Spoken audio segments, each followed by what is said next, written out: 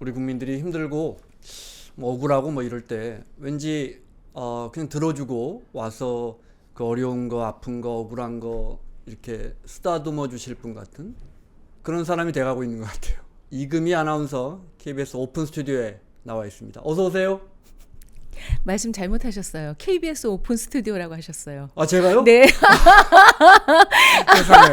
세상에. 3프로 오픈 스튜디오에 나와 있습니다. 네. 네. 오픈 스튜디오에 처음이신 거죠? 그럼요. 네. 저 지나가다가는 많이 봤어요. 네. 제가 이 길을 많이 걸어 다녀서 네. 예, 뭐 쇼핑하러도 오고 뭐 지나가면서도 보고 그래서 여기 제가 앉아 있구나 싶어서 3프로 오픈 스튜디오 반갑습니다. 김원장 기자님. 이 방송 대선배께 저 같은 회사 6년 선배신데 네. 공감에 관하여라는 책을 내셨고요.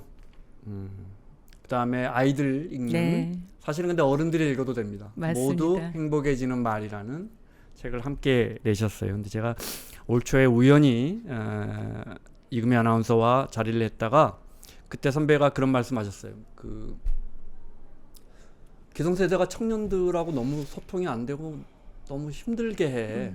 그 이야기를 좀 글로 써야겠어라고 맞아요. 연초나 되나요? 그죠? 연초였어요. 예. 그죠? 예, 그렇습니다.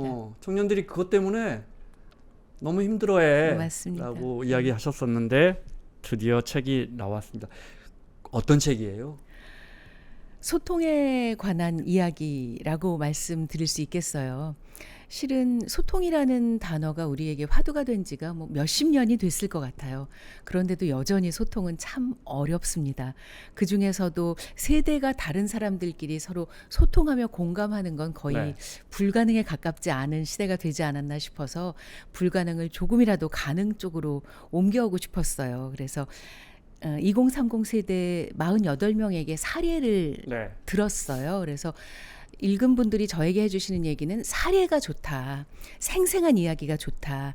정말 그들이 있었던 이야기 그대로를 저에게 전해주셨고 그것을 바탕으로 제가 책을 썼기 때문에 제 글보다는 사실 48분의 물론 사연이 다 들어가 있지는 않습니다. 네. 예, 그분들의 2030 세대들의 솔직한 이야기가 정말 힘이 있는 책입니다. 각 꼭지마다 그래서 그 사례들이 나와요. 누구누구의 이야기. 네. 올해 딱 40이 된 지호 씨. 맞습니다. 그 사례들이 다 나와요. 네. 공감에 대한 책, 소통에 대한 책은 사실은 많습니다. 그러니까 우리 사회가 지금 이게 안 된다는 뜻이죠. 그렇죠. 맞습니다. 예. 그렇죠? 소통과 공감. 제가 책에 대해서 하나씩 좀 이렇게 뜯어보면서 말씀드릴 건데 네. 첫 번째가 엄마와의 소통법이에요. 야, 희한하게 이게 엄마랑 소통이 잘 안 돼요. 진짜 어려워요. 그죠? 힘듭니다. 좀 알려주세요. 어떻게 하죠? 이 젊은 세대는 젊은 세대대로 또 저처럼 이제 나이 들어가는 세대들도 엄마와의 소통은 세상에서 제일 네. 어렵습니다. 근데 생각해 보면 이제 제 이 책 이제 모두 행복해지는 말에는 그런 이야기가 많이 담겨 있는데 우리는 어려서 엄마랑 정말 소통을 잘했어요. 엄마는 세상으로 향하는 나의 유일한 소통 창구일 정도로 네. 엄마에게 미주알 고주알 얘기를 다 했고요. 엄마는 내 속속들이 내 모든 걸 다 알았습니다. 내가 그만큼 얘기를 했으니까. 그럼요. 근데 아마 사춘기 때부터겠죠. 엄마와 소통의 문을 닫고 자꾸 내 안으로만 들어가게 된 게. 그러면서 어른이 되고 그러면서 독립을 하고 그러면서 정말 힘들어집니다. 그래서 제가 뭐라고 표현했냐면 엄마는 양자역학이라고 표현을 네, 했는데요. 어떤 TV 프로그램에서 봤어요. 네. 엄마를 만났는데 지금 얘기를 하다가 갑자기 한 달 전 얘기를 하시고 그러니까 이게 무슨 맥락에서 이 얘기를 하시는 건지 잘 모르겠다는 거예요.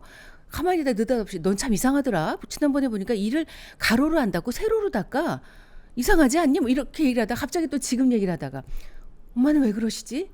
생각해 보면 이제 우리는 집에 갈 때 어떤 로망을 갖고 가냐면 집밥 먹어야지. 엄마가 해주신 집밥 먹고 느긋하게 해서 집에서 쉬다가 네. 편안한 시간을 보내다가 와야지 하고 가지만 엄마는 어떻게 생각하시면 얘가 오면 여기 센서등 고장난 것도 좀 봐달라고 하고 에어컨이 잘 안 되는 얘기 리모컨이 안 되는 건지 에어컨이 안 되는 건지 좀 봐달라고 하고 그때 그 누구 만났는데 친척 야 누구 잘 결혼했어 만났니, 누구 그때? 결혼했어 너 모르지 너 기억나? 어렸을 때 너 많이 봐줬던 아줌마 아들이야. 근데 난 기억도 안 나는 거죠. 그러니까 엄마가 왜 그렇게 양자역학처럼 과거, 현재, 미래를 복합적으로 말씀을 하시냐면 제가 가만히 생각해 보니까 얘를 오랜만에 보잖아요. 네. 얘랑 할 얘기가 너무 많은 거예요. 본 김에 이 얘기도 해야 되고 저 얘기도 해야 되고 이것도 궁금하고 저것도 알고 싶으신 거죠. 그래서 엄마가 양자역학처럼 미래, 과거, 현재를 막 뒤죽박죽 말씀을 하시는 건 아닐까? 그래서 제가 두 가지를 책에서 말씀을 드렸는데 하나는 중재 전문가가 쓴 책에서 읽었는데요. 우리가 엄마를 보러 갈 때 오늘은 엄마랑 싸우지 말아야지. 이건 지키기가 어렵다는 거예요. 하지만 딱 이렇게 생각하고 가래요. 오늘은 5시간 동안만 싸우지 말아야지. 그럼 이게 매우 구체적인 목표가 돼서 오늘 안 싸우는 건 힘들지만 5시간 동안 엄마랑 부딪히지 않는 건 할 수 있다는 거예요. 5시간만 참자. 그리고 5시간 참고 나올 때 잘했어. 5시간 참았잖아. 야, 오늘은 엄마랑 안 싸웠네. 이런 거 하나. 두 번째는 실은 엄마를 양자역학으로 만드는 게 나라는 거죠. 내가 뜨문뜨문 가고 내가 연락도 듬성듬성 드리니까 엄마는 너무 나를 만나는 것 자체가 너무 갈급한 일이 되는 거잖아요. 내가 규칙적으로 간다면 정기적으로 엄마랑 소통을 한다면 엄마가 양자역학이 아니라 차근차근 말씀하시겠지. 그러니까 엄마를 양자역학으로 만드는 건 나다. 여기 오픈 스튜디오라서 자꾸 지나가시는 분들이 자꾸 손을 흔드시네요. 익숙해 주셔야 돼요. 네네네. 예. 엄마를 양자역학을 보고 이해했다 그러면 잘못된 거라면서요. 그럼요, 네. 그럼요. 엄마와의 대화를 양자역학으로 만드는 건 나다. 여기 책에 23페이지에 정신과 전문의 하지연 박사가 쓴 어른을 키우기 위한 어른을 위한 심리학이 이렇게 나와 있습니다. 전에는 아무렇지 않았던 부모의 말과 행동이 불편한 것은 시야가 급격히 확장한 결과물이다. 회사에 들어가기 전에는 어릴 때부터 보고 자란 부모가 어른의 기준이었고 가족의 기준이 곧 나의 기준이었다. 그런데 회사에 들어가 낯선 어른들과 상호작용을 하는 시간이 생겼고 청년은 적응하기 위해 상대를 관찰하고 타인의 기준을 이해하고 일부 받아들이면서 자기만의 기준을 만들었다. 이 설명을 좀 해주시면. 저도 그걸 읽고 또 그때 이제 하지연 선생님하고 이제 인터뷰를 하면서 배우게 됐는데요. 그러니까 어렸을 때는 유일한 어른의 기준이 엄마 아빠잖아요. 근데 사회생활을 하면 달라지죠. 우리 회사 부장님은 우리 아빠처럼 말씀하지 않으셔.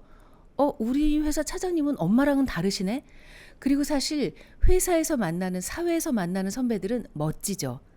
우리 다 사회 나갈 때 멋짐을 장착하고 나가려고 하잖아요. 그리고 신입사원이 볼 때 부장님이나 차장님은 거의 하늘 같은 존재죠. 거기서는 우리가 정제된 말과 행동을 하잖아요. 그렇죠. 근데 그런 분들하고 막 일을 하고 내가 사회인이 돼서 들뜬 마음으로 행복한 내지는 뭐 힘들기도 하지만 뭔가 꿈꾸던 그런 사회인이 되었다. 이런 마음으로 일을 하다가 집에 가면 엄마는 오늘 어땠어? 엄마는 차장님과 다르잖아요. 아빠는 부장님과 다르시고 이렇게 되는 거죠. 그리고 자꾸 나도 모르게 비교를 하게 되는 거죠. 그게 어찌 보면 성장 과정에서 당연한 일이다. 그러니까 엄마 아빠가 예전과 달리 보인다는 건 어찌 보면 내가 그만큼 사회인이 되어가고 있고 내가 그만큼 성장해 나가고 있다는 뜻이기도 하다는 거죠. 그러면서 교수님은 조금 더 얘기를 해주신 게 있는데 뭐냐면 부모와 자식 간에 뭐가 제일 중요하냐면 감정의 자급자족이 중요하다고 하셨어요. 그게 무슨 말이에요? 너무 부모와 자식 간이 밀착된 경우가 요즘 많다는 거예요. 왜냐하면 뭐 저도 그렇지만 늦도록 결혼 안 하는 딸 아들도 많죠. 그리고 만약에 그러니까 물리적으로는 독립했지만 경제적으로 독립하지 못한 딸 아들도 많죠. 결혼했거나 안 했거나 이런 식으로 너무 밀접한 관계이다 보니까 서로 너무 의존하게 된다는 거예요. 그래서 툭하면 엄마한테 엄마 이거 어떻게 해? 아빠 이거 어떻게 해? 전화를 한다든지 무슨 일 있으면 바로 우리 집에 와라. 네가 해야지. 딸 아들을 부른다든지 이렇게 되면 서로 너무 의존적이 되어서 물리적으로는 독립할지 모르겠지만 이 감정적으로 정서적으로 독립이 어렵다는 거여서 가장 바람직한 나이 든 자식과 나이 드신 연세 드신 부모님과의 관계는 서로 자급자족을 할 수 있어야 하는데 그게 감정적으로 정서적으로도 자급자족할 수 있어야 된다는 조금은 얘기더라고요. 독립이 돼야 한다. 예, 독립이 되고 그리고 만나야 그때 서로 건강한 관계를 유지할 수 있다는 거예요. 그 다음에 진짜 우리 3% 시청자분들이 공감할 만한 부분이 있어요. 제가 여기 적어놨는데 충조 평판, 충고 조언 평가 판단. 이거 어떻게 해야 되죠? 이게 정말 직장에서. 근데 여기 아주 쉬운 해법. 근데 이게 사실 우리가 다 아는 거예요. 근데 이거 안 돼. 봉투를 하나 준비해 보세요. 5만 원이든 10만 원이든 그 안에 넣어 봅시다. 그리고 따뜻한 밥 한 끼 사주며 젊은이의 이야기를 귀 기울여 들어주고 계산을 마치고 나오는 길에는 준비한 봉투를 손에 쥐어주죠. 그리고 가볍게 포옹을 해준 후에 손을 흔들고 그냥 헤어져요. 그거면 충분합니다. 충고, 조언, 평가, 판단은 상대가 원할 때만 하자고요. 원치 않은 충조, 평판은 적을 만드는 지름길이라고 하니까요. 봉투가 번거로우면 계좌이체도 있습니다. 잘 안 돼요, 근데. 그쵸. 네, 들어주고만 와도 네. 그날 100점 선배거든요. 그 탕수육 한 그릇 사주고 잘 안 돼요. 안 되죠. 네. 그게 우리 때와 지금 젊은 세대 간에는 직장에 대한 개념부터가 달라요. 잘 아시겠지만 저희 세대는 평생 직장이라는 개념이 있었잖아요. 그리고 실제로 한 회사에 입사해서 거기서 정년퇴직 하시는 분들도 꽤 많았고요. 지금은 거의 그런 일이 드물죠. 거의 없죠. 지금 젊은이들에게 직장은요, 그냥 N번째 직장일 뿐이에요. 당장 12월 말에 재계약이 안 되면 1월 1일부터는 그냥 동네 아저씨, 모르는 네. 아줌마예요.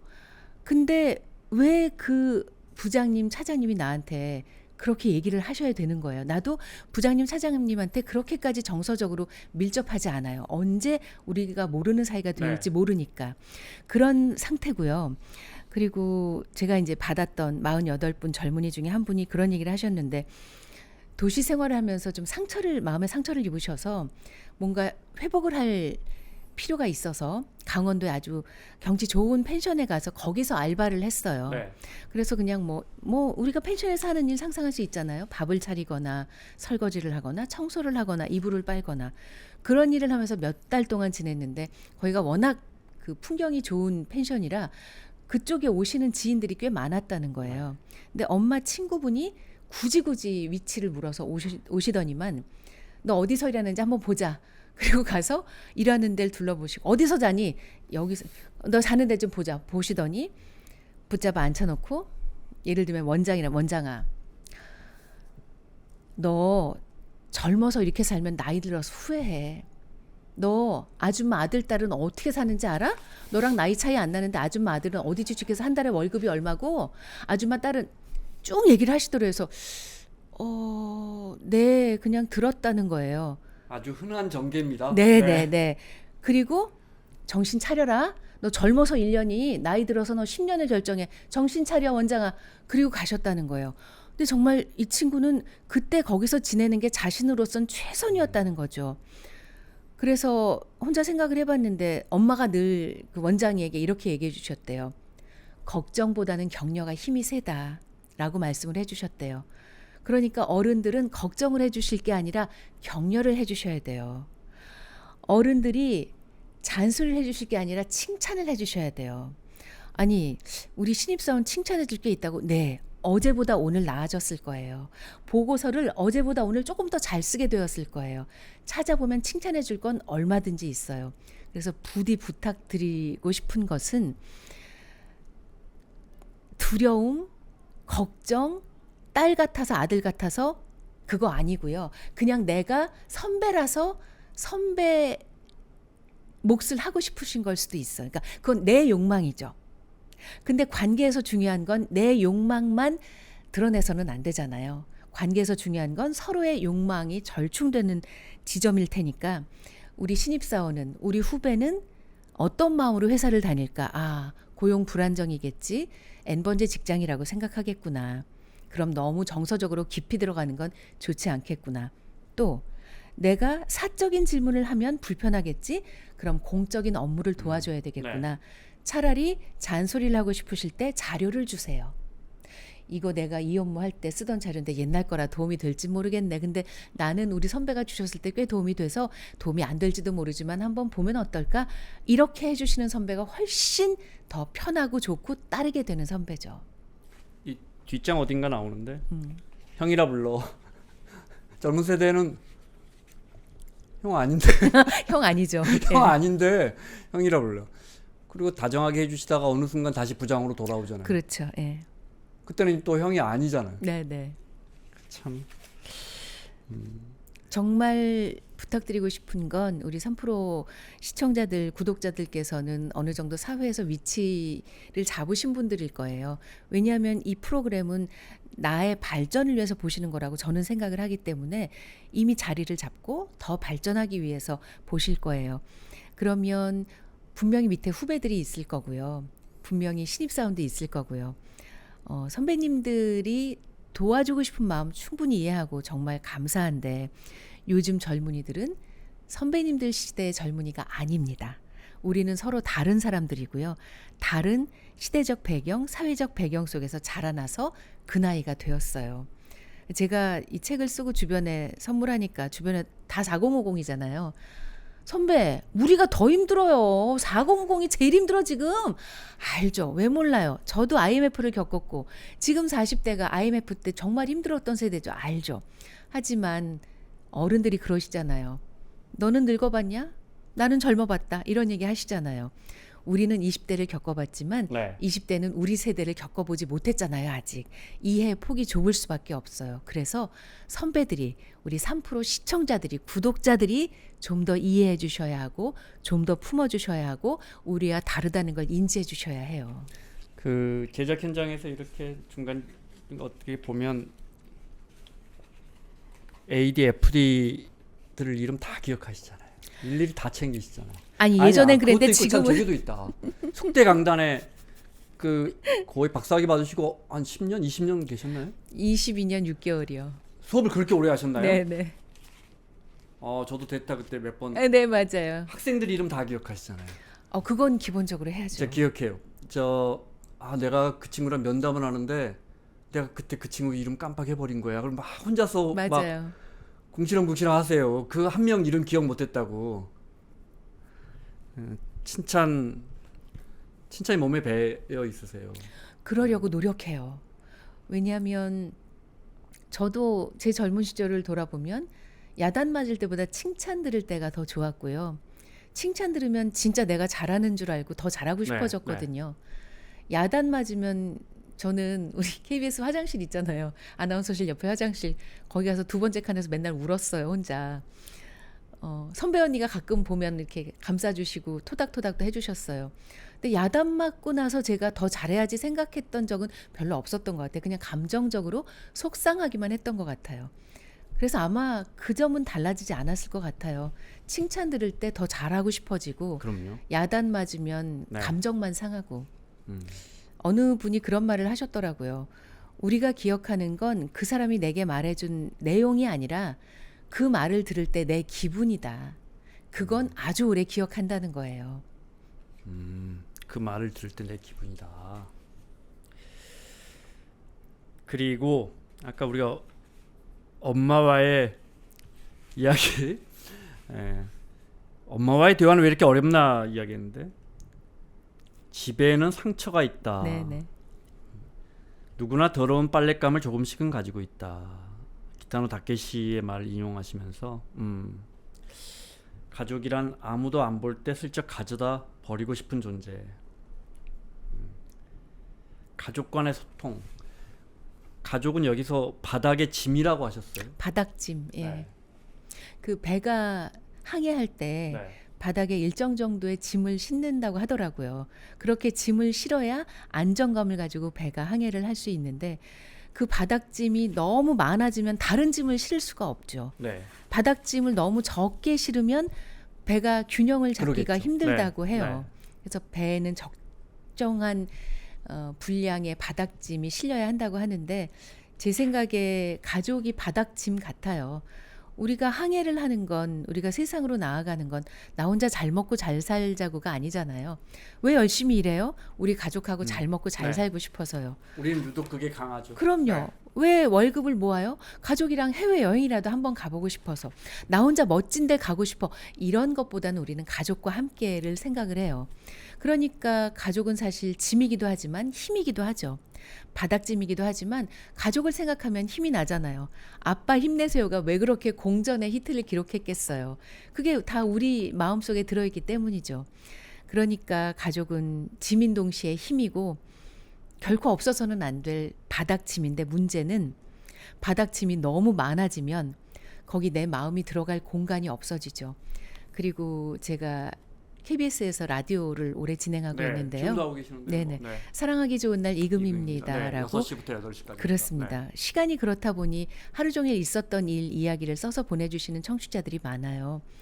그중에 보면 가족과의 관계 때문에 상처받고 힘들어하는 분들이 많아요. 근데 참 이상한 건 착한 분들이 고민하고 착한 분들이 힘들어해요. 가족 간에도 말을 세게 하고 돌아서서 잊어버리는 분들은 그런 사연을 보내지 않아요.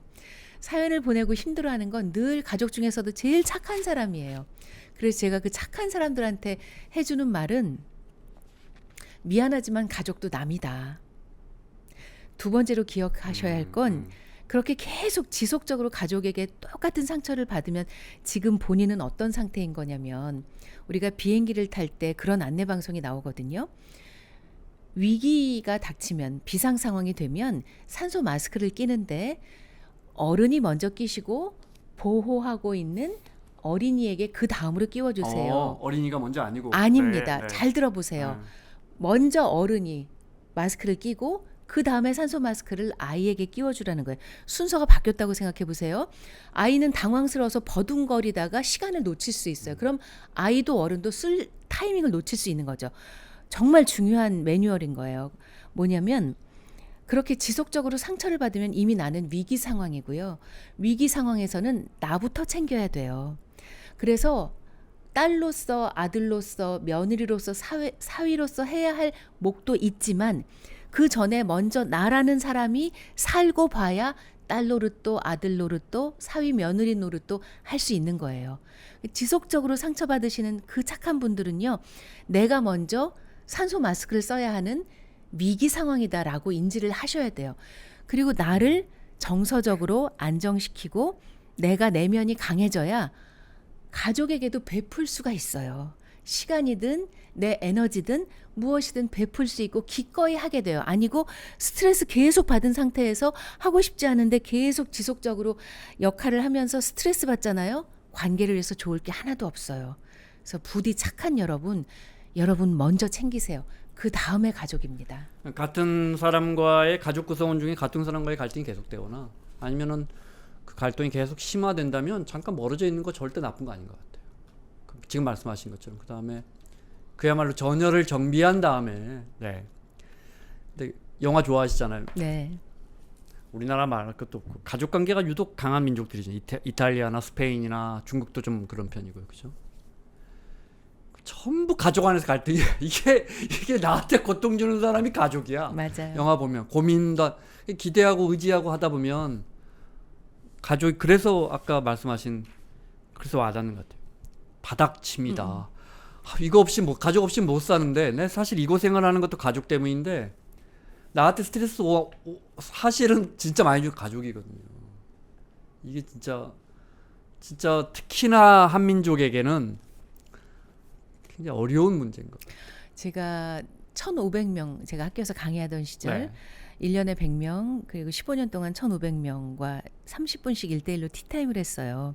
강의 초기에는 그런 엄두도 못 냈고요. 네. 후기에는 코로나였기 때문에 역시 대면 수업을 할 수가 없었습니다. 그래서 15년 동안 1,500명과 만나면서 느낀 점인데 엄마 아빠 여러분의 제가 이제 만났던 우리 학생들은 딸이죠. 딸이라고 하겠습니다. 여러분의 딸이 생각보다 여러분 걱정을 많이 합니다. 엄마 얘기하다가 울고 부모님 얘기하다가 우는 딸들이 많았어요. 그리고 실제로 20, 30대하고 얘기를 나눠보면요. 철없는 것 같고 아무 생각 없는 것 같죠? 아니요.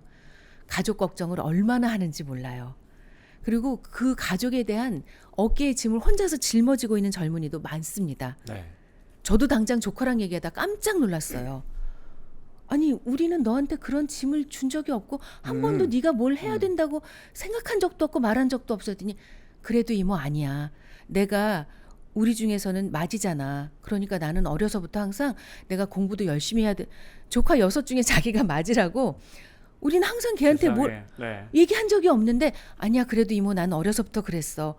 나는 우리 중에 내가 공부도 제일 열심히 해야 된다고 생각을 했고 내가 대학도 잘 가야 된다고 생각하고 직장도 제대로 들어가야 동생들이 볼 거 아니야. 그런다니까요. 여러분 생각하시는 것보다 훨씬 더 어른이고요. 어른답고요. 우리 딸 아들이 알바하면 알바하는 데 가보세요. 어른이에요.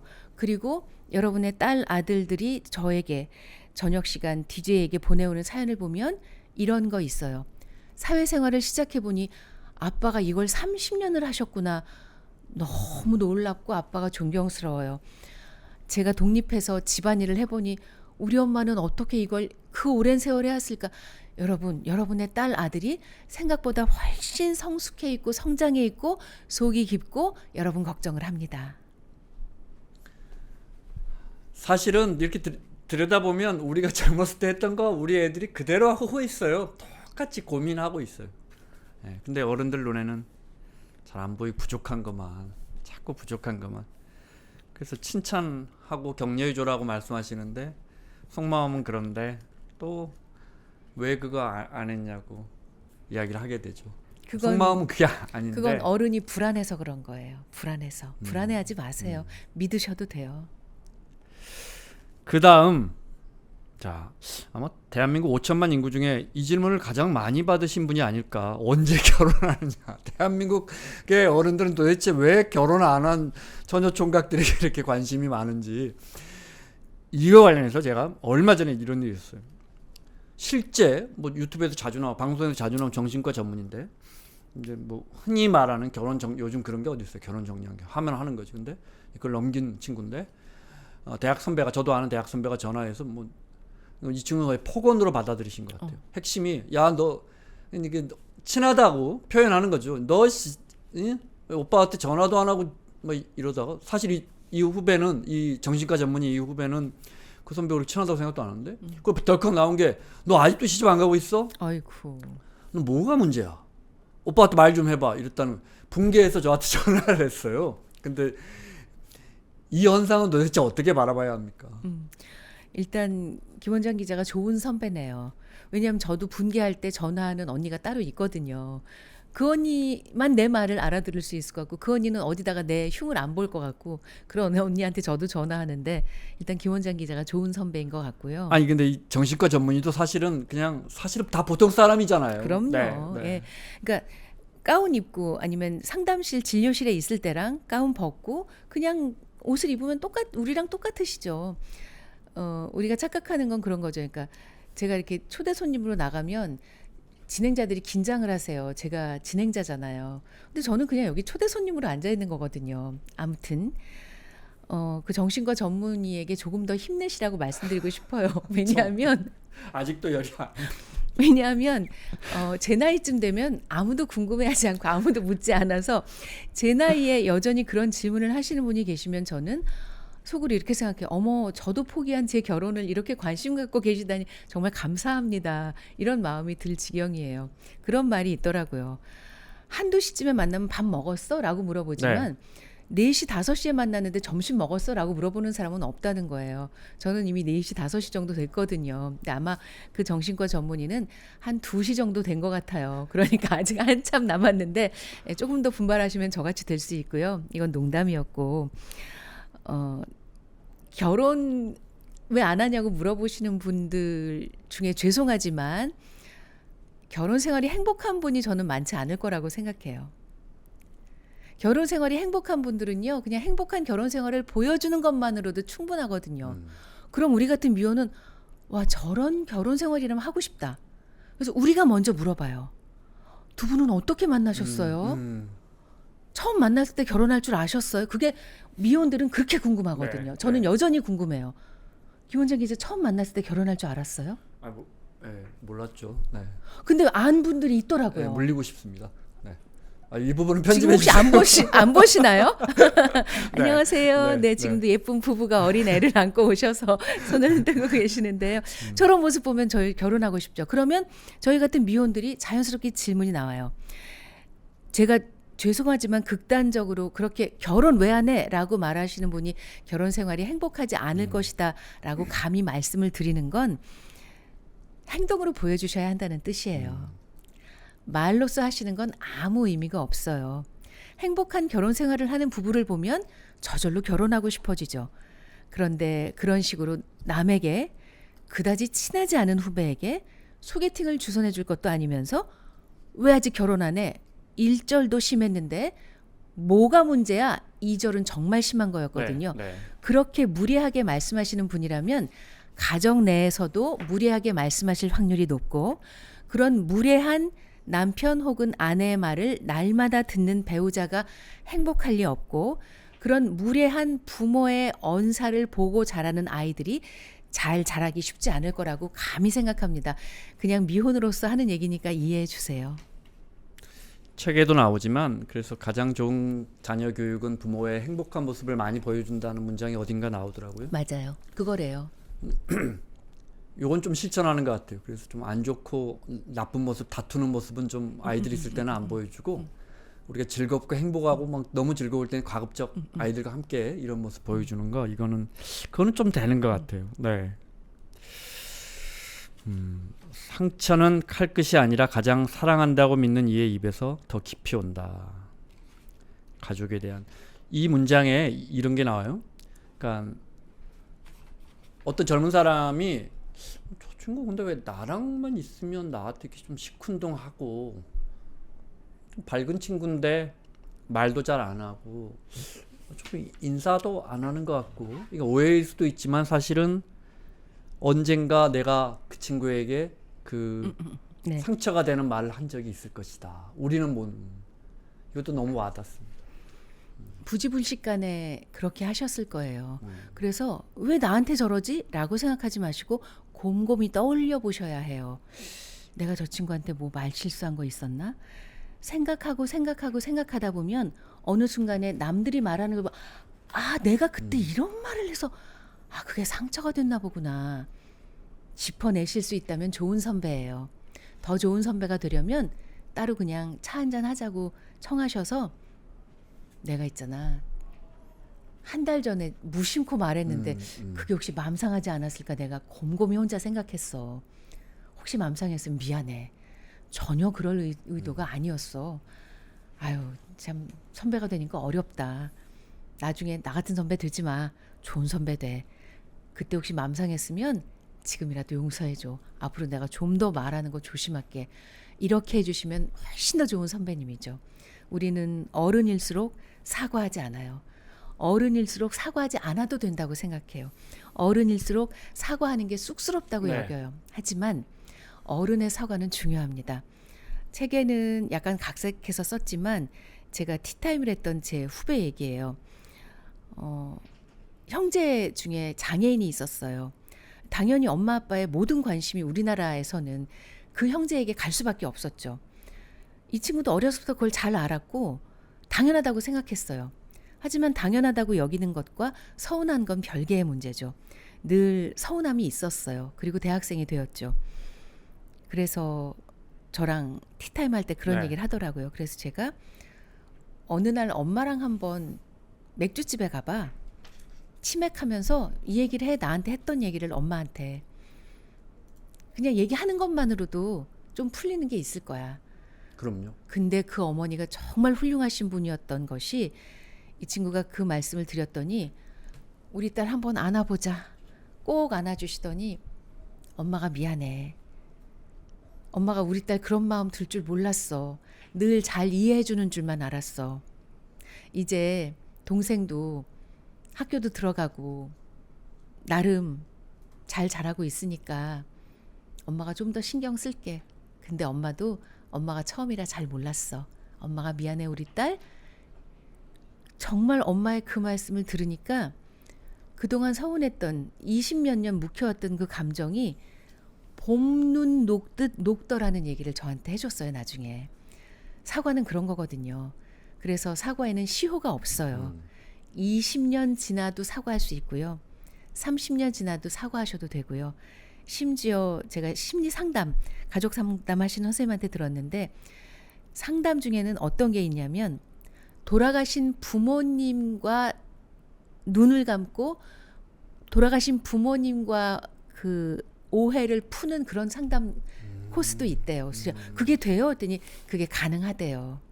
눈을 감고 그렇게 돌아가신 분과도 풀 수가 있다는 거예요. 거기서 사과할 수도 있겠네요. 네, 그렇죠. 그래서 그런 효과를 가져온다고 말씀해 주시더라고요. 할 수 있어요. 사과하면 본인도 훨씬 홀가분해지고 그 사람과의 관계도 정말 달라질 거예요. 자, 드디어 회식입니다. 참, 그래서 이게 이런 갈등들이 있으니까 지금은 이제 기성세대도 젊은 세대고 안 가려고 하고 네. 안 만나려고 하니까 더 서로의 생각을 읽지 못하는, 어떻게 여기 보면 이제 뭐 차이에 대한 존중, 네, 존 F 케네디가 말한 다양성은 분열이 아니고 힘이다. 그러니까 저 친구 저렇게 생각할 수 있고 내 생각은 이렇고. 근데 이게 정말 안 되거든요. 정말 어렵죠. 네. 근데 회식 자체가 우리 세대랑 다른 거예요. 우리 때는 회식이 좋은 면이 있었어요. 왜냐하면 내 돈 내지 않고 맛있는 걸 먹을 수가 있잖아요. 일단 네. 고기를 먹을 수가 네. 있잖아요. 그럼 고기 먹으러 가는 기쁨이 있었어요. 하지만 요즘 젊은 세대를 생각해 보세요. 이미 10대 시절부터 어린 시절부터 엄마 아빠랑 외식을 많이 했을 거라고요. 우리 때는 외식이 없었거든요. 불고기 한번 사 먹는 게 뭐 졸업식 때나 가능하고 짜장면 뭐 먹으러 이런 정도에서 졸업식 때 한 번, 입학식 때 한 번 이 정도. 지금은 뭐 한 달이면 몇 번씩 외식을 가족과 하고 이미 맛있는 거 많이 먹어봤고요. 자기 취향이라는 게 이미 생겼어요. 20대가 저희 때는 취향이 어디 있어요. 짜장면 통일. 우리 때는 왜 이렇게 통일을 했는지 모르겠어요. 다 통일이죠. 근데 지금은 취향이 다 달라요. 그리고 취향을 존중해 줘야 되고요. 어디서 느낄 수 있냐면 여러분 카페 가서 주문할 때 우리는 그냥 끝인데요. 젊은이들은 휘핑크림을 어떻게 올리고 그럼요. 네. 그거 굉장히 중요한 거거든요. 네. 내 취향대로 마셔야 되는 거거든요. 주문 하나 하는데도 우리는 10초면 끝나는 거 1분을 주문을 해요. 아, 지금 기성세대도 저 우유 조금만 줄여주세요. 뭐 무슨 우유 있어요? 그게 우유 중요해요. 있어요? 네. 그게 중요해요. 취향이라는 게 중요하거든요. 근데 그 취향이 무시되기 쉬운 게 회식이라고요. 그때 취향을 존중해 주시면 회사와 선배에 대해서 믿음이 가죠. 우리를 무시하지 않고 우리를 존중해 주는구나. 이게 왜 중요하냐면 여러분 정말 신입사원이 들어오고 싶은 회사가 돼야 돼요. 요즘 젊은이들은 뭐 대나무 숲 이런 걸 통해서 여러 루트를 통해서 평가를 다 올리고 공유해요. 그거는 대학 다닐 때부터 에브리타임부터 다 익숙해져 있어요. 이 과목은 어떤지, 교수님은 어떠신지, 수업 내용은 어떤지, 학점은 어떤지 다 이미 공유하면서 대학 생활을 보냈고 직장 생활도 마찬가지라고요. 그래서 우리 회사가 저기는 월급은 많이 주는데 노동 강도가 너무 세고 야근을 밥 먹듯이 하는 데고 저기는 일단 선배들이 존중해 주지 않아. 이렇게 소문이 나면요. 좋은 인재가 들어오고 싶지 않은 회사가 돼요. 점점 그렇게 되잖아요. 지금 당장은 그 회사가 잘 될지 모르겠지만 10년 후 저는 심지어 거대 기업도 그런 리뷰들이 자리를 잡아가서 포지셔닝이 돼요. 저는 장담하지 못한다고 생각해요. 제가 전국의 기업체 강의를 많이 다니는데 이름만 들으면 알만한 대기업을 다 가봤어요. 거기서 공통적으로 하고 있는 게 뭔지 아세요? 원온원이에요. 1대1로. 네, 1대1로 분기별로 뭐 아니면 뭐 1년에 2번 이렇게 꼭 뭐 중간 관리자가 꼭 직원들하고 다 1대1로 원온원을 실시합니다. 저는 처음엔 신기했다가 나중에는 원온원을 하지 않는 회사가 신기해요. 이렇게 소통하지 않고 이렇게 젊은 사람들의 생각을 듣지 않는 회사가 어떻게 될까 걱정이 될 정도로 세심하고 아주 세세하고 자신의 취향이 확고한 젊은 세대를 존중해 주셔야 하고 그 대표적인 장소가 자리가 회식이에요. 강연 많이 하시잖아요. 물론 방송 때문에. 그리고 되게 제가 알기로 꼼꼼하게 강연을 고르신다고 들었는데 특히 의미 있는 강연 위주로 가시는데 정말 세대 간에 대한 소통에 대한 질문이나 고민 많이 들으실 거 아니에요. 정말 많이 듣습니다. 기억에 나시는 거나 요즘 젊은이들 기성세대들은 이 뭐 삶의 소통이나 공감에 대해서 어떤 걸 좀 많이 고민하고 있습니까? 정말 기성세대께서는 젊은 세대와 대화할 때 조심하셔야 돼요. 혼나야죠. 아니요. 그게 아니고 이름만 되면 알만한 곳에 가서 강의를 하고 이제 뒤풀이로 차 한 네. 잔을 마시는데 인사 담당자가 같이 오셨어요. 그분이 너무 걱정을 하시면서 그 회사는 1년 동안 인턴으로 일하고 네. 1년이 지나면 정직원이 되는 제도로 운영이 되고 있나 봐요. 근데 얼마 전에 정직원이 된 이제 1년 지나고 정직원으로 막 들어온 네. 직원이 정말 이만한 그 파일을 들고 와서 이만한 두께를 고충처리위원회에 내면서 우리 부장님이 나를 인격적으로 모독하고 나는 부장님으로부터 직장 내 괴롭힘을 당한 것 같다. 이거 고충처리를 해달라고 냈다는 거예요. 네. 보니까 이 친구가 입사한 지 얼마 되지 않아서부터 인턴 기간 내내 부장님이 하신 걸 말씀을 다 녹음을 해서 그걸 녹취록을 풀었대요. 그런 앱이 있대요. 요즘에는 바로 그냥 넣으면 바로 프린트돼서 나온대요.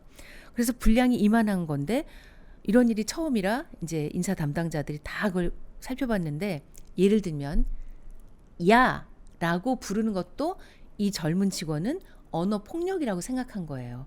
나는 이름이 있는데 이금이라고 부르면 되는데 이금이 씨 하면 되는데 사실 우리 때는 선배들이 야 그래도 아 왜요? 왜 또 선배? 이런 정도였잖아요. 지금은 야라고 하면 그게 언어 폭력으로 느껴지는 거예요. 그래서 그 1년치를 다 살펴봤는데 사실 우리 때라면 별로 문제가 되지 않는 늘 네, 하던 말투 뭐 좀 거치 야 너 이거 야 너 눈은 왜 달고 다니는 거니? 예를 들면 이런 거 네. 그냥 아유 선배 왜 또 그래 우리 같으면 그랬을 수 있는 아니면 아 뭐 이렇게 말씀을 심하게 하셔 그냥 그러고 말았을 네. 그런 걸 다 언어 폭력이라고 느꼈고 근데 다른 건 다 문제가 되지 않을 수 있었는데 딱 하나 문제가 걸려서 뭐라고 저에게는 얘기하지 않으셨어요. 왜냐하면 저는 외부인이니까 이게 인사위원회에 회부됐다. 정말 그 부장에게도 참 안타까운 일이다. 그래서 제가 그 말을 듣고 생각했어요. 아 요즘 젊은 사원들이랑 얘기하실 때 선배들 이게 다 녹음 당하고 있다고 생각하고 말씀하셔야겠구나. 물론 그게 정당하지 않아요. 하지만 왜 그랬을 거냐면 자신을 보호하려고 그랬을 거예요. 저는 근데 그 상사가 그런 일을 당할 만큼 자주 그런 언사를 했기 때문에 그런 녹취가 이어졌을 거라고 봅니다. 1년치를 갖고 왔대. 거의 1년치를. 네, 네. 물론 그분 입장에서는 가깝고 내가 그러니까 옛날식으로 한 나오는 거죠. 레퍼토리 옛날식으로. 있잖아요. 내가 걔를 얼마나 잘해줬는데 내가 걔를 진짜 친동생처럼 생각해 이렇게 생각하고 야라고 하시고 뭐 이렇게 하셨지만 듣는 사람들은 전혀 다를 수 있거든요. 말 나온 김에 호칭과 존칭에 대해서 주변에 유독 말 안 놓으시는 어르신들이 있어요. 예를 들어 제 주변에도 우리 3프로 시청자분들도 많이 하시는 김영희 교수님 같은 네. 뭐 예전에 대신증권 센터장도 하시고 정말 구루 같은 네. 분이시죠. 우리 이 자본시장에서 아무리 가까워져도 말씀을 누구에게도 놓지 않으시거든요. 네. 이 호칭도 정말 존칭을 쓰세요. 정말 1년 2년 동안 만나는 막내 작가한테도 존칭을 쓰시거든요. 이런 건 어떻게 평가하세요?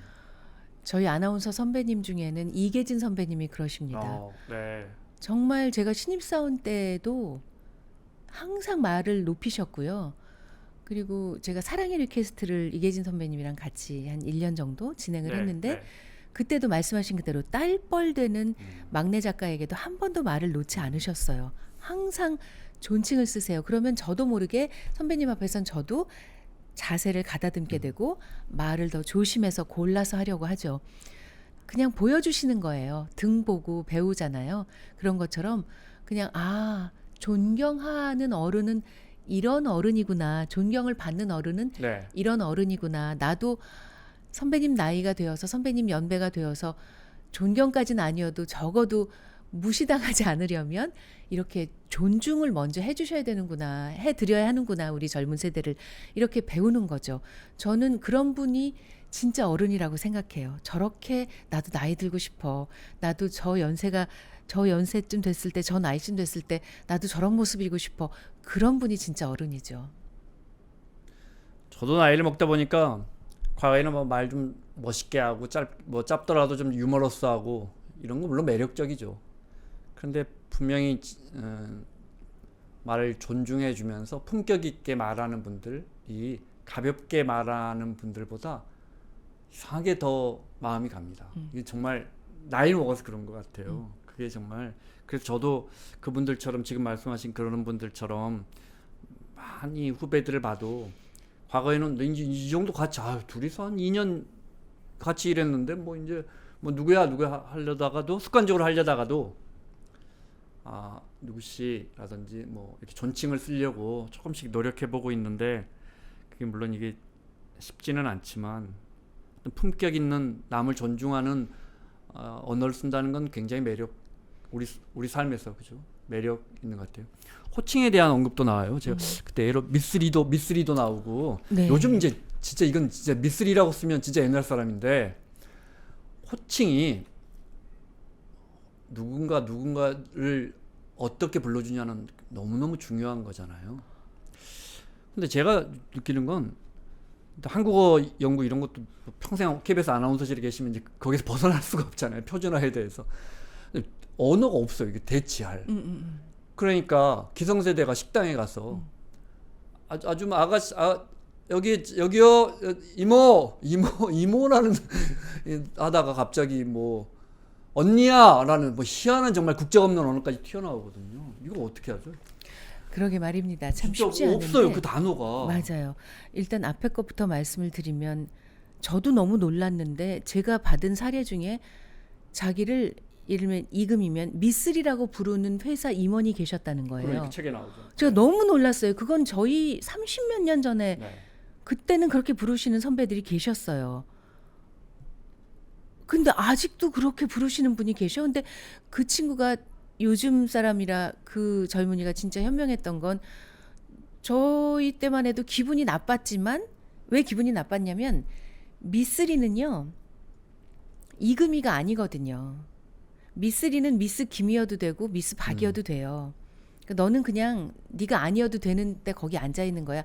이런 마음을 담고 있는 호칭이 저는 미쓰리라고 생각하는데 제가 좀 지나치다면 지적을 해주세요. 왜냐하면 미쓰리라고 부르는 분이 미스터 킴이라고 부르는 건 저는 못 봤어요. 그러네. 네. 미쓰리라고 부르시면서 김원장 씨라고 불러요. 그런 분들은 꼭. 그러네. 사실은 네. 서양에서는 똑같이 존칭어인데. 네. 근데 그걸 쓰시는 분은 존칭어가 아니게 쓰신 거죠. 그래서 그걸 느낌으로 아는 거예요. 그래서 미쓰리가 좋지 않은 거고 저희 때는 그냥 기분이 나빴지만 별다른 말을 못했는데 그 젊은이는 말씀을 드렸대요. 예를 들면 뭐 부사장님 저는 미쓰리가 아니라 이금희입니다. 그리고 얼마 전에 제가 대리로 승진을 하였습니다. 제 이름을 잘 모르신다면 이대리라고 부르시면 됩니다. 저는 미쓰리라는 호칭으로 불리고 싶지는 않습니다. 부사장님 한 번 뵈고 말 게 아니라 계속 뵐 거기 때문에 드리는 말씀입니다. 저를 이대리라고 불러주세요. 라고 얘기를 했다는 거예요. 얼마나 야무지고 똑똑해요. 아무튼 그런 거고요. 네. 실은 좀 전에 말씀드렸지만 호칭이 중요하면서 중요하지 않은 건 마음이 중요하기 때문이에요. 만약에 진짜 존중하는 마음으로 저를 미쓰리라고 부르신 분은 똑같이 김원장 기자를 미스터 김이라고 매우 부드럽게 존중의 마음으로 부르셨을 거예요. 그러면 듣는 저도 기분이 나쁘지 않았을 거예요. 우리가 식당에 가서 그래서 그냥 사장님 아닌데도 사장님 이렇게 부르죠. 존중하고 싶어서 분명히 고용인인 것 같지만 사장님 여기요라고 말씀을 그렇죠. 직원인 것 같은데. 그렇죠. 그런데도 사장님이라고 부르죠. 그거는 그 마음인 거예요. 나에게 서빙을 해주시는 분을 존중하고 싶고 제가 덕분에 밥 한 그릇 잘 먹고 갑니다라는 마음을 전하고 싶기 때문에 우리는 아닌 것 같지만 사장님이라고 부르는 거거든요. 그러니까 실은 이모라고 불러도 저는 나쁘지 않다고 생각해요. 존중의 마음만 있다면 사장님, 이모님, 선생님 이렇게 존중의 마음이 있으면 이모! 이렇게가 안 돼요. 이모님 이렇게 되거든요. 그러면 이제 이모라는 그 이상한 호칭도 나쁘게 들리지 않죠. 존중의 마음이 있으면 이모 이렇게 부르잖아요. 이모님 이렇게 부르죠. 그러면 듣는 분이 금방 아세요. 금세 아세요. 그 말씀 듣고 보니까 그러네요. 그러니까 제가 이제 김영희 교수님 그런 그 호칭 젊은 사람들 늘 존중하는 호칭을 쓰신다는 것도 사실은 그분의 진정성을 아니까 그 호칭의 그 화법 보다는 그 마음을 아니까 작은 스텝이라도 존중해 주시는 걸 이제 10여 년 넘게 지켜봐서 그 말씀이 맞는 것 같아요. 마음만 담을 수 있다면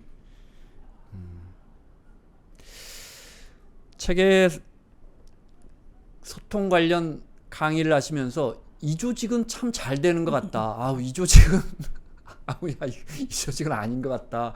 그런 사례도 좀 있어요. 일단은 저 말고 이제 저보다 훨씬 더 강연계에서 유명한 교수님이 네. 하셨다는 그런 말씀인데 분이 있어요. 많으십니다. 네. 아주 강연의 고수들이 많으세요. 저도 강연을 듣고 싶을 지경인데 그 교수님은 기업체에 강의를 하러 가면 그 기업체 주식을 조금씩 사신대요. 왜냐하면 기업체에서 구성원들에게 이런 강의를 듣게 한다는 건 발전의 그렇지, 여지가 그렇지. 있는 기업이라는 뜻이래요. 그래서 한 번도 실패해 본 적이 없대요. 그 기업의 주식을 조금씩 사신대요. 그러니까 무슨 말이냐면 제가 가끔 가서 당황할 때가 있는데 그거 있어요. 강의를 많이 들어본 사람들은요. 듣는 자세가 다르고 받아들이는 게 스펀지 같아요. 많이 들어보신 거예요, 이분들은. 근데요, 처음 들어보시는 분들은 듣는 분들이 어색해요. 그리고 저도 당황해요.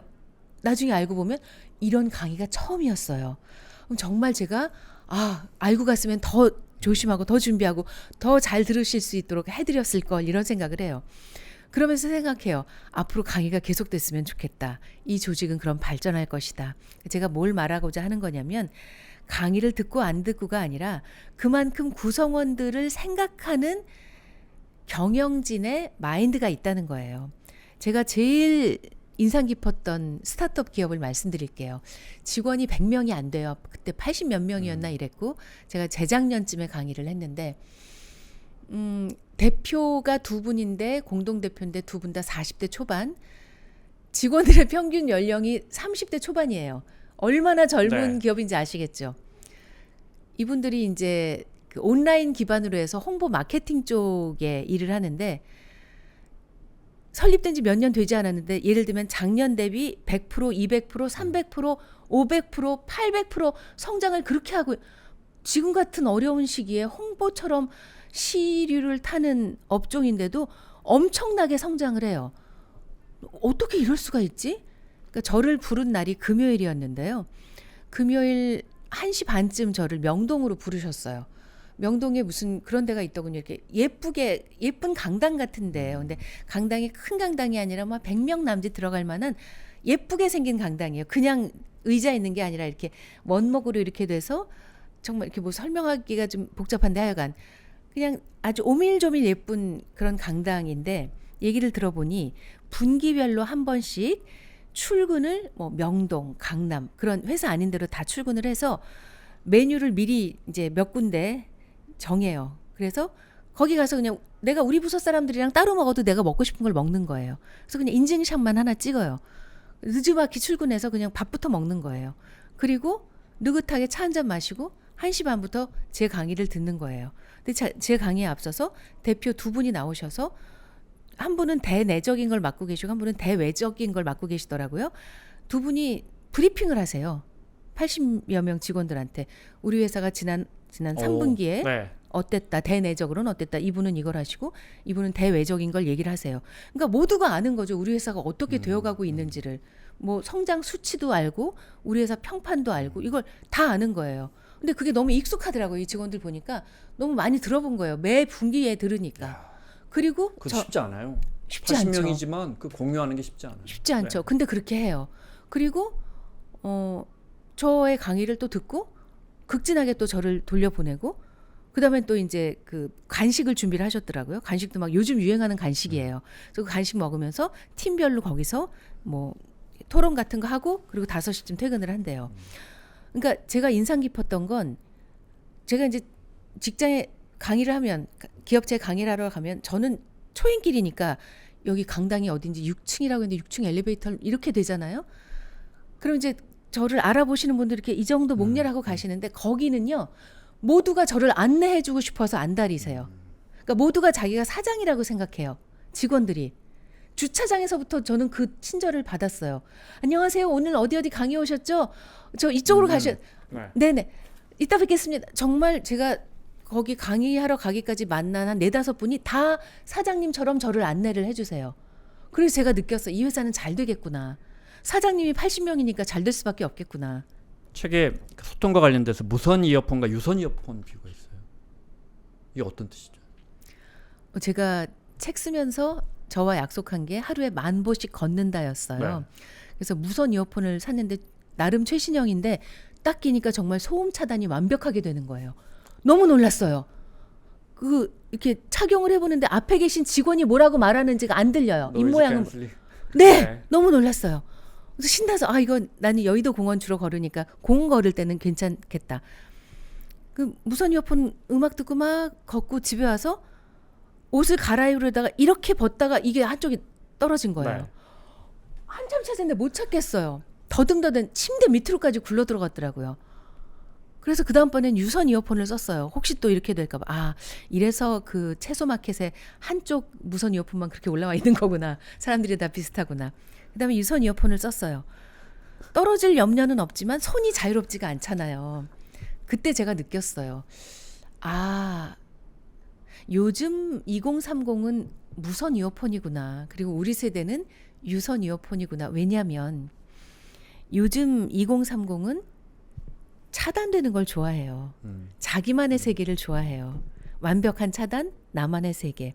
그렇게 살아가는 걸 좋아해요. 그리고 독립적인 걸 좋아해요. 연결되는 걸 그다지 원치 않죠. 무선 이어폰이에요. 그런데 무선 이어폰에는 아무리 최신형이라 할지라도 큰 한계가 있어요. 충전 시간이 다 되면 쓸 수가 없다는 그럼요. 거예요. 네. 근데 그 충전 시간은 계속 쓸수록 금세 다 돼요. 금방 다 닳아버려요. 배터리가. 그러면 아무 기운도 없죠. 쓸 수가 없죠. 그럼요. 네. 제 몫을 하지 못하죠. 하지만 우리 세대의 유선 이어폰들은 우린 연결되는 걸 좋아하잖아요. 우린 예전부터 회식하는 것도 좋아했고 우리는 그냥 선후배 얽히는 거 좋아하고 이랬어요. 유선 이어폰이에요. 연결되는 걸 좋아하니까. 이걸 끼면요 불편해요. 손도 마음껏 이렇게 움직일 수가 없고요. 예, 자꾸 걸리적거려요. 네. 근데 어떤 장점이 있냐면 휴대전화 배터리가 다 되지 않는 한 계속 들을 수가 있어요. 안정감이 있어요. 무선 이어폰과는 다르게 잃어버릴 염려도 없어요. 늘 연결되어 있으니까.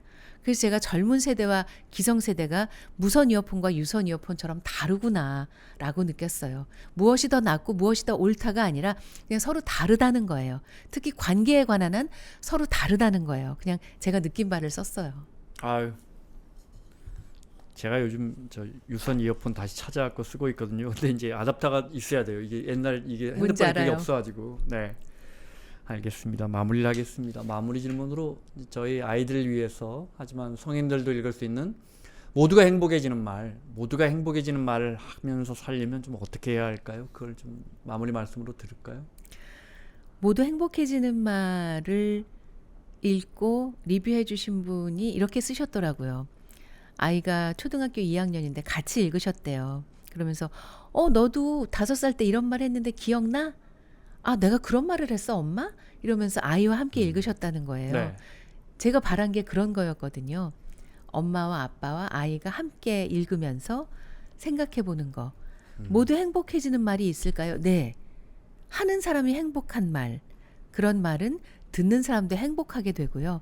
그럼 하는 사람도 듣는 사람도 행복하면 옆에 있던 사람까지 행복해져요.